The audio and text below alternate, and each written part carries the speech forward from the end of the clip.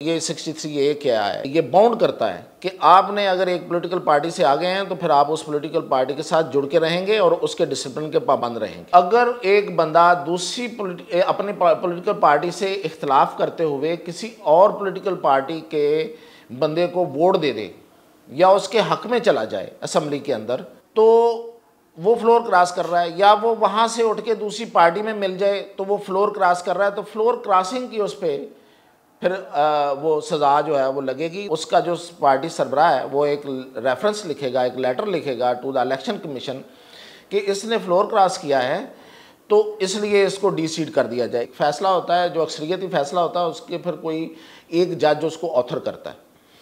तो उसके ऑथर थे जस्टिस मुनीब, जो इस बेंच में अभी नहीं बैठे, जिसने अभी फैसला दिया है। जो 63A है, इसके तहत अगर कोई रुकन पीटीआई का उसने वोट दे दिया हमजा शहबाज को, तो वो ना सिर्फ डी सीट नहीं होगा बल्कि वो वोट काउंट ही नहीं होगा। लेकिन सजा किस चीज़ की मिली? जो मैंने किया ही नहीं। यानी कि अगर मेरा वोट काउंट ही नहीं हुआ, मैंने किसी को वोट दे दिया और मेरा वोट ही नहीं काउंट हुआ, वो वोट शुमार ही नहीं हुआ, तो सजा किस चीज़ की? यहाँ पे जो ये बात ठीक है अपनी जगह पे कि लोटे होने चाहिए, नहीं होने चाहिए, नहीं होने चाहिए, लेकिन कानून को तो आप दोबारा से नहीं, आयन को तो दोबारा, कानून को नहीं, आयन को तो आप दोबारा से नहीं लिख सकते ना। अब से ये होगा कि वोट गिना ज़रूर जाएगा, उसके बाद वो उसके कॉन्सिक्वेंसेस भुगते। नाज़रीन, इस वक्त हम बात कर रहे हैं जो सुप्रीम कोर्ट का अभी फैसला आया है 63A के बारे में। तो 63A बेसिकली आयन की वो शिक है जो ये डील करती है कि कोई रुकने असम्बली जब वो मुंतखब हो के आता है तो दो किस्म होती हैं उसकी, रुकने असम्बली की जो मुंतखब हो के आते हैं। एक जो पॉलिटिकल पार्टीज़ के प्लेटफार्म से इलेक्शन लड़ते हैं और दूसरे जो आज़ाद इलेक्शन लड़ते हैं। अच्छा, होता ये है कि फिर जब वो इलेक्शन हो के पार्लियामेंट के लिए उनका इंतखाब हो जाता है आवाम की तरफ से, तो उन अरकान के पास, अगर जो आज़ाद आए हैं उनके पास एक टाइम होता है कि वो कोई भी पॉलिटिकल पार्टी ज्वाइन करना चाहें तो कर लें, अदरवाइज़ उनकी पोजीशन जो है वो आज़ाद के तौर पे बरकरार रह सकती है। ये नहीं होता कि वो आज़ाद नहीं रह सकता। अच्छा, अब जब वो पॉलिटिकल पार्टी ज्वाइन कर ले, एक सूरत है, या जो लोग पॉलिटिकल पार्टी के प्लेटफार्म से इलेक्शन लड़ के आ गए, यानी कि वो मुस्लिम लीग नून के प्लेटफार्म से उन्होंने इलेक्शन लड़ा, उन्होंने पीटीआई से लड़ा, उन्होंने जमात इस्लामी से लड़ा, उन्होंने पीपल्स पार्टी से लड़ा, वो उनकी पॉलिटिकल एफिलिएशन कंसिडर होगी। अब उन पे ये आयन और इलेक्शन एक्ट दोनों ये कहते हैं कि उन पर जो पॉलिटिकल एफिलिएशन का एक्ट है वो लागू हो जाता है। ये एक लंबी तशरीह बाद में रही कि उसको मॉनिटर कौन करेगा। यानी कि मैं अगर पीपल्स पार्टी से आया हूँ तो मैं पीपल्स पार्टी का रहूँगा, मैं उसके डिसिप्लिन का पाबंद रहूँगा, और अगर कोई दूसरी पार्टी का है तो वो उसके डिसिप्लिन का पाबंद रहेगा। वो खुद से फैसला नहीं कर सकता कि आज मुझे अपनी पार्टी के किसी फैसले के ख़िलाफ़ जाना है तो मैं फ़ैसला खुद से नहीं कर सकता। ये और बात है, इस पर भी एक बहस है कि फिर वो जो उसकी आज़ादी है वो मुतासर हुई है, या वो जो वोट लेके आया है उनकी, अगर वो पार्टी जो है वो कोई ऐसा काम कर रही है जो कि अवाम के ख्वाहिशात के ख़िलाफ़ है, तो फिर क्या होगा। तो ये एक अलग बहस है। लेकिन इसके हक़ में भी बहुत से दलाइल हैं कि देखें, जो पॉलिटिकल पार्टी है उसका एक मंशूर है, उस पर किसी ने वोट दिया है, वो उस वोट के साथ आया है और अब वो उसको वो मंशूर से हट के किसी और की तरफ जा रहा है, तो ये फॉर एंड अगेंस्ट इस पे है। लेकिन अच्छा, अब हुआ क्या, ये 63A क्या है, ये मैंने आपको बता दिया कि ये बाउंड करता है कि आपने अगर एक पॉलिटिकल पार्टी से आ गए हैं तो फिर आप उस पॉलिटिकल पार्टी के साथ जुड़ के रहेंगे और उसके डिसिप्लिन के पाबंद रहेंगे, और अगर आप छोड़ेंगे तो फिर क्या होगा। ये है 63A।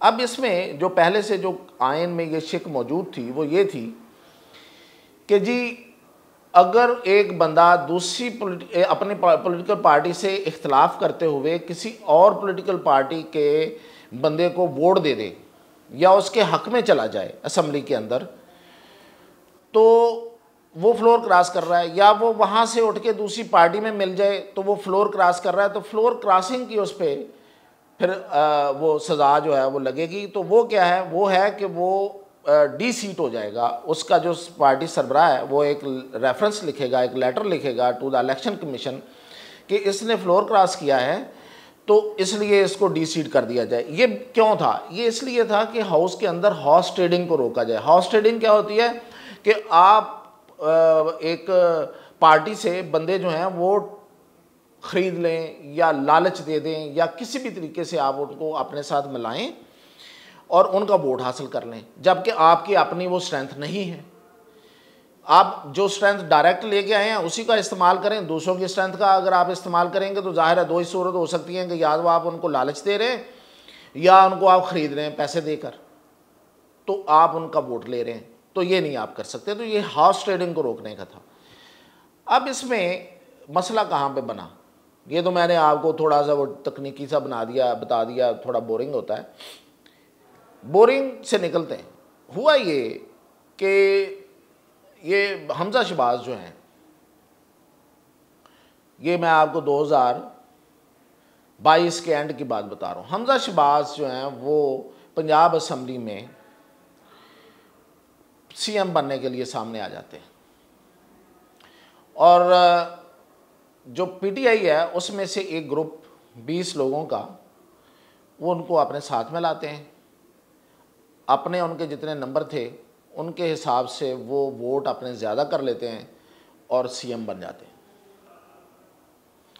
अब जब वो वज़ीर आला बन जाते हैं तो होना क्या था? होना ये था कि जो पीटीआई के लोगों ने वोट दिया हमजा शहबाज को, उन्होंने फ्लोर क्रॉस किया, तो उन पे फ्लोर क्रॉसिंग तो लग गई, ये तो होगी बात तय कि फ्लोर क्रॉसिंग लग गई। अब उनको डी सीट होना था, ठीक है जी, डी सीट भी हो गए। लेकिन ये रेफरेंस जो है ये 63A का, ये उस वक्त के सदर अलवी साहब के ज़रिए सुप्रीम कोर्ट को भेज दिया गया कि सुप्रीम कोर्ट ये बताए, उसमें क्वेश्चन रेज कर दिए गए। वो उस वक्त की बार एसोसिएशन ने ये लेटर भेज दिया रेफरेंस सदर को, सदर ने आगे से, अब जो सदर का रेफरेंस है उसको सुप्रीम कोर्ट ने सुनना होता है। सुप्रीम कोर्ट का एक बेंच बन गया, जस्टिस बंदयाल थे उस वक्त, तो उस बेंच ने, वो खैर बेंच भी मुख्तलिफ बनते रहे, पता नहीं क्या क्या हुआ उसमें, वो लंबी तफसील है, वो फिर कभी बताएंगे। उस बेंच ने इस केस को सुना और लंबा सुना और उसके बाद उन्होंने ये फ़ैसला दिया, जिसके इस फैसला जो एक फ़ैसला होता है जो अक्सरियती फ़ैसला होता है, उसके फिर कोई एक जज उसको ऑथर करता है। तो उसके ऑथर थे जस्टिस मुनीर, जो इस बेंच में अभी नहीं बैठे, जिसने अभी फ़ैसला दिया है, जो वो उन्होंने ऑथर किया था ये फ़ैसला। ज़ाहिर है दूसरे जजेस की राय के साथ ही किया ना, वो उनकी तरफ से ख़ुद तो नहीं कर दिया, लेकिन ऑथर ये थे।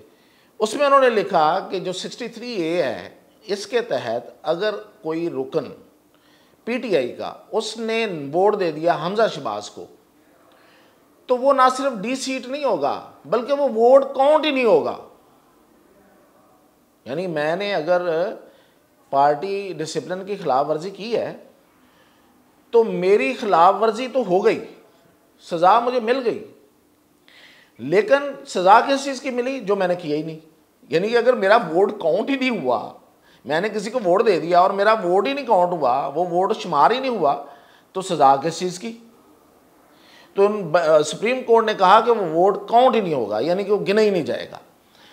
तरीका तो ये था ना कि हमजा शहबाज को 20 वोट मिल गए, हमजा शहबाज वज़ीर आला बन गए, अब उनके खिलाफ रेफरेंस चला जाता, अब वो डी सीट हो जाते तो हो जाते, ठीक है। ये बात समझ में आती है कि आइन की फ़लाँ शिक की खिलाफ वर्जी हुई है, उस शिक की खिलाफ वर्जी की सज़ा ये है, और भाई खिलाफ वर्जी होने तो दें।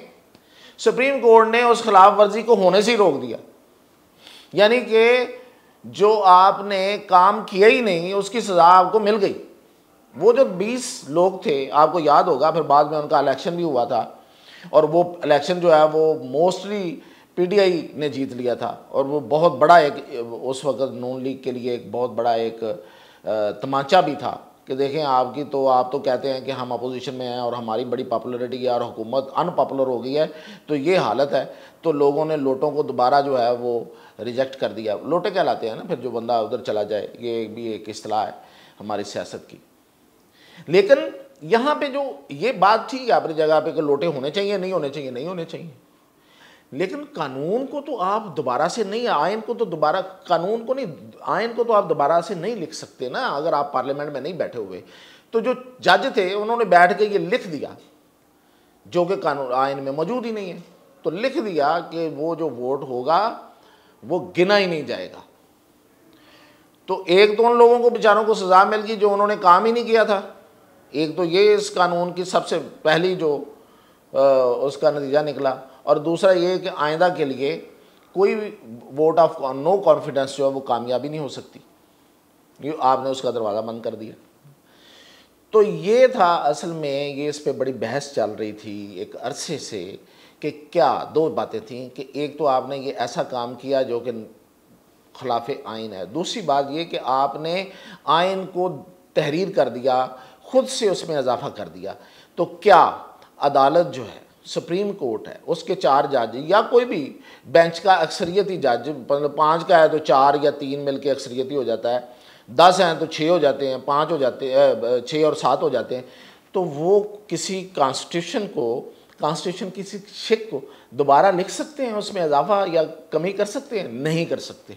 ये पार्लियामेंट का काम है, ये पार्लियामेंट का इख्तियार है, ये उसका प्रोरेक्टिव है। आप उसके इख्तियार को अदालत कैसे अपने पास ले सकती है? अदालत इतराज़ कर सकती है, अदालत उसकी तशरीह कर सकती है, अदालत ये कह सकती है कि ये फ़लाँ आइन की फ़लाँ शिक के मुतसादम है, लिहाजा इसको सही किया जाए। तो ये तो नहीं कर सकती कि नहीं ये हम इसको ये करार देते हैं, ये इस तरह हो जाएगा। इस पर बड़ी बहस थी कि अदालत ने ये अपने दायरा इख्तियार से आगे जाके ये काम किया है, तो इसकी तस्हीह होनी चाहिए। वरना तो हर अदारा, पाकिस्तान में मसला क्या है, हर अदारा दूसरे के काम में जाके टांग अड़ा रहा होता है, और जब आप उसको लीगली ये इख्तियार दे दें वो तो इल्लीगल होता है, तो फिर इल्लीगल रहता है, लोग उस पर बात भी करते हैं। जब आप लीगली जो आइन और कॉन्स्टिट्यूशन और कानून के मुहाफ़िज़ अदारा है, वो सुप्रीम कोर्ट है, वो अदलिया है, तो जब वही ये काम करना शुरू कर दे और उसको आप उस पर खामोशी इख्तियार कर दें और कहें कि हाँ ठीक हुआ है, जो कि कहा जा रहा था कि ठीक हुआ है, कुछ लोग कह रहे थे, तो ये था असल मसला। और इसको आज अदालत ने, अभी जो अदालत थी chief justice of Pakistan justice Faez Isa की सरबराही में जो बेंच था, उसने इसकी तस्हीह कर दी है और उसने कहा है कि ये फ़ैसला जो पहले दिया गया था वो गलत था, वो कलअदम, और अब से ये होगा कि वोट गिना ज़रूर जाएगा, उसके बाद वो उसके कॉन्सिक्वेंसेस भुगते। मैंने अगर खिलाफ वर्जी की है तो मैं उसकी खिलाफ वर्जी की सज़ा भुगतूँ, लेकिन खिलाफ वर्जी को शुमार तो कर लें, वो खिलाफ वर्जी हो तो जाए।